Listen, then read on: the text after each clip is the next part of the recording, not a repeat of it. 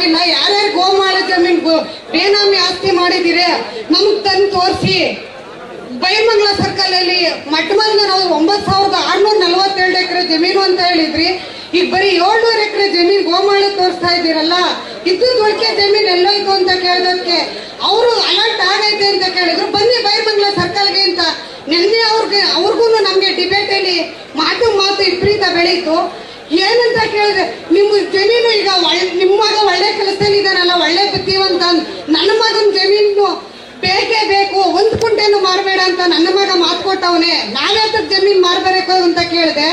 ಅದಕ್ಕೆ ಅವ್ರೇನಂತ ಹೇಳಿದ್ರು ಗೊತ್ತಾ, ಈಗ ನಾವು ಅಕ್ವೇರ್ ಮಾಡಿ ತೀರ್ತೀವಿ ಅಂತ ಹೇಳಿದ್ದಾರೆ. ಅದೇನ್ ಮಾಡ್ತೀರಾ ನಮ್ಮ ಸಮಾಜ ಮೇಲೆ ಟೌನ್ಶಿಪ್ ಮಾಡಿ ಬನ್ನಿ, ನಾವು ಪರಕೆ ಎತ್ಕೊಂಡು ಬೈರ್ಮಂಗ್ಲ ಅಲ್ಲೇ ಬನ್ನಿ, ನಾವ್ ಹೆಂಗಸರುಗಳು ಬೈರ್ಮಂಗ್ಲ ಪರಕೆ ಎತ್ಕೊಂಡು ನಿಂತ್ಕೋತೀವಿ ಅಂತ ಹೇಳಿದ್ದೀನಿ. ರೈತ ಮಹಿಳೆಯರೇ, ನೀವು ನಿಮ್ಮೂರಿಗೆ ಯಾವೇ ಅಧಿಕಾರಿ ಬಂದ್ರು ನಮ್ಮ ಗಂಡಸರುಗಳನ್ನ ಮುಂದಕ್ಕೆ ಬಿಡಬೇಡಿ.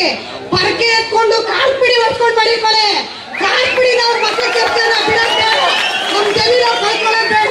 ನಮ್ಮ ಮಕ್ಕಳಿಗೆ ನಾವು ಕೊಡೋಣ ಜಮೀನ, ಬೇರೆಯವ್ರು ಕೊಡೋದ್ ಬೇಡ. DK ಶಿವಕುಮಾರ್ ಜಮೀನ್ ಎಷ್ಟಿತ್ತು? ಬರೀ 3 ಎಕರೆ ಇತ್ತು. ಈಗ ಎಷ್ಟು 1000 ಕೋಟಿ ಒಡೆಯ ಅಂತಾರ ಅವರು. ನಾವು ನಮ್ಮ ಜಮೀನ್ಗೆ ನಾವು ಒಡ್ತೀರಾಗಬೇಕು, ಬೇರೆಯವ್ರ ಜಮೀನ್ ನಾವು ಒಡ್ತೀರಾಗೋದೇ ಬೇಡ.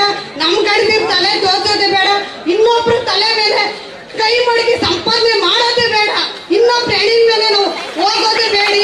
ನಮ್ಮ ಜಮೀನಲ್ಲಿ ನಾವಿರೋಣ, ಇನ್ನೊಬ್ರ ಜಮೀನಲ್ಲಿ ಬೇಡಿ. ನಮ್ಮ ಇರೋ ಮನೆನೇ ಸಾಕು, ಇರೋ ಜಮೀನೇ ಸಾಕು, ನಮ್ಮ ಮಕ್ಕಳು ಅಲ್ಲೇ ಇರ್ಲಿ, ಬೇರೆಯವ್ರ ಮೇಲೆ ಹೋಗೋದ್ ಬೇಡ. ನಮ್ಮ ಮನೇಲಿ ನಾವ್ ಇರೋಣ. ನಮ್ ಗಂಡನ ಯಾರು ಸಾಲಗಾರರು ಬಂದು ಕೇಳಲ್ಲ. ನಾವು ಜಮೀನಲ್ಲಿ ನಾವು ದುಡ್ಕೊಂಡು ತಿಂತಾ ಇದೀವಿ. ವರ್ಷಕ್ಕೆ ನಾವು 10 ರಿಂದ 15 ಲಕ್ಷ ಸಂಪಾದನೆ ಮಾಡೋ ಕೆಪಾಸಿಟಿಲಿ ಇದೀವಿ. ಯಾತಕ್ಕೆ